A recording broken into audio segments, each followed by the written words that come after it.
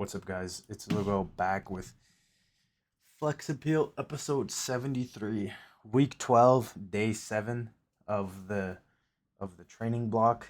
We are on the last. This was the very last day of hypertrophy. I guess you can consider like sixes volume block, and we're transitioning into a strength block next week. Today on the menu was pause deadlifts, 4 by 6, and I decided to do 150 kilos or 330 pounds. And coming into this workout, I was a little bit, nah, not really tired, because I ended up having pre workout. But again, I think a problem that I'm having is like I'm waking up too close to my workout. I think I woke up like at 2:10 or something, and I was in the gym like by 2:50. And I think that amount of time is definitely better, but it's definitely I have gotten to the gym within like 15 minutes of waking up, and that was not ideal. But I think if I have at least like an hour or something, or like probably on the shorter side, maybe like 40 minutes, 50 minutes, I'm probably good because I sip my pre-workout on the way to the gym. I was like, for the last week, I was sipping it while I was doing warm-ups, but it wouldn't really hit until after I was done. So I was like, I'm just gonna go back to sipping it while I'm, at the gym, and just make sure my warm-ups aren't slow. Because sometimes I'd be dragging my warm-ups, and it's not ideal at all for sure. But as far as these pause deadlifts have gone, uh, this was my second week adding them in and then moving RDLs to the back burner. And these felt really good today. Like my position felt on point. I was really locking my lats, bracing hard, and making sure to push off of the floor. Um, and I'm kind of like in between.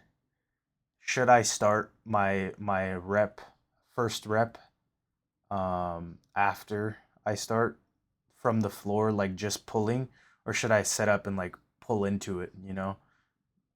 I'm not sure. I think I have a mixture of it, whatever feels really good. But to be honest, both of the variations of doing reps after I start feel good. So I think I don't think there's really a problem. I think my position's pretty consistent right now.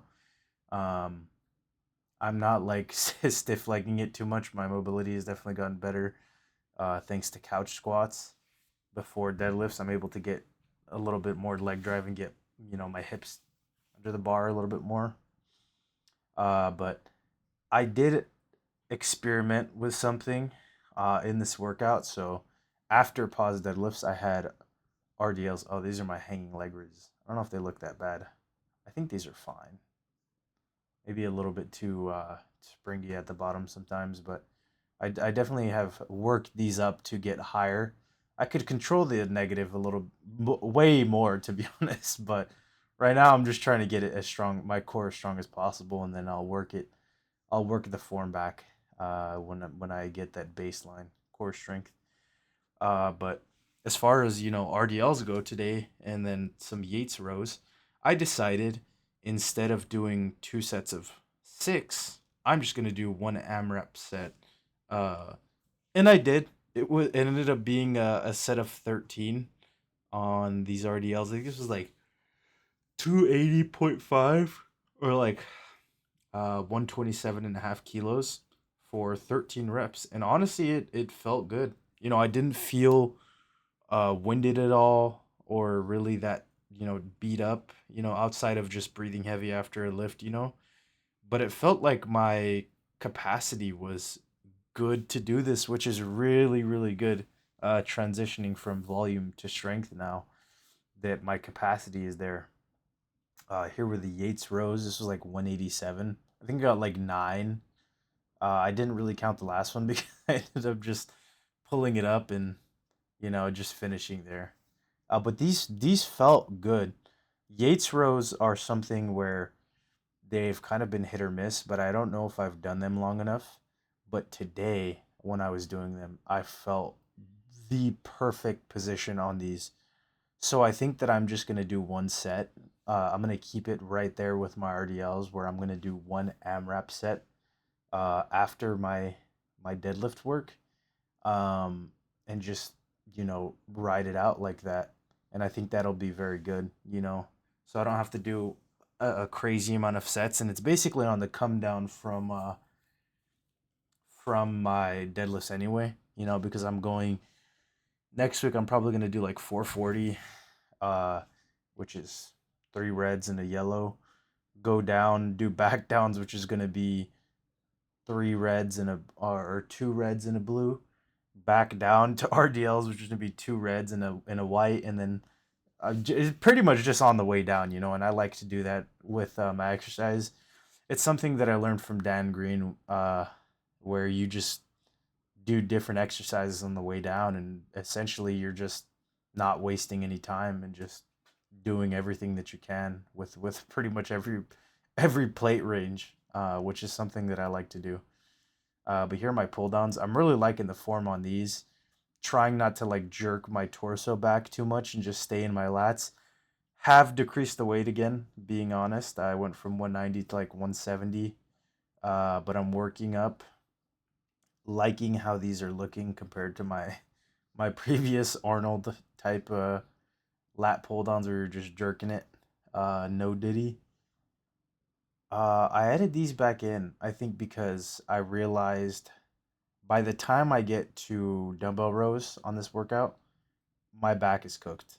And as much as I'd like to keep them in, I think that I'm gonna end up just frying my back more, especially considering that I'm going, deadlifts. I'm gonna start doing comp deadlift on this day with singles to practice for my peak for the next few weeks. Uh, just pause deadlifts, RDLs, Yates rows. Like after that, I don't believe that I'll have much left for it. So for the sake of sparing myself, I decided to revert back to the Dorian Yates row. But I like it. I feel like I didn't record the sets. The first set was like okay, but the second set I feel like I really really got my position, and it's the same way that I do my single arm pull downs where it's like I'm like I can't even give you a visual here. I'm like leaning off to the side, really like crunching this shoulder down and keeping my lat right here and just pulling here, not going all the way behind my body, but just enough to where I'm feeling this lat and then just slowly going back up. If you can visualize that. That is essentially how I've done all my lat stuff for like as much as I can remember. I think like for this whole training block, so like 12 weeks, maybe more like 10 because I didn't have the muscle to do it. Um, but yeah, if you're ever working lats, I always try to like crunch down to one side and really like tuck my arm in and just pull it into my lat. And as soon as I lose that tension, I stop pulling. I don't really try to pull past the midline because that ends up being more rear delt than anything. And again, I don't really need more rear delts. I do isolation exercises for those, and they're kind of a strong point at this point compared to everything else. Um, but yeah, that's just a little lat training tip. That's pretty much it for today, guys. If you enjoyed the video, consider leaving a like, a comment, or subscribe. And I'll see you guys on the 18th of October 2025. So in about 2 days for the beginning of my strength block. It's gonna be, I hope, a good block. It's been a long time since I've entered a true strength block. So I'm very excited to start lifting a little bit heavier again. And I'm turbo locked in with everything. We are going to from no lifting week one to I think my peak is gonna be like on week 21. So 5 months. I think from week one to week 21, 5 months. We're gonna do some decent numbers. No belt, no knee sleeves because I'm too fat. They don't fit me. But I'm hoping, and I'm losing weight the whole time. So if I can hit the numbers that I want to hit, I will be very very happy, and it'll kind of set me up for the next block where I'm hoping that I've lost enough weight to where I can use my belt and sleeves. That is the goal. But yeah, that's pretty much it. A little ramble after, but I'm very excited, guys. I'm hoping you, whoever is watching out there, I don't know who's tuning in, that you're enjoying, because I'm really getting into the groove of things. And I'm not gonna lie, I kind of was contemplating giving up on YouTube for a little bit, because it's not that much work, but I feel like as a person, I'm not that entertaining. Like I'm not somebody that's very entertaining or fun to watch. Sometimes some of these videos, they just end up being me talking about training, and to me it's not that entertaining or entertaining at all because sometimes I'm just talking just to talk, and so if you're watching, if you got this far, I definitely appreciate that you're here, and at least for now I won't quit on YouTube. I think I'm gonna stick it out for a good while longer and see where it goes. But thanks for watching.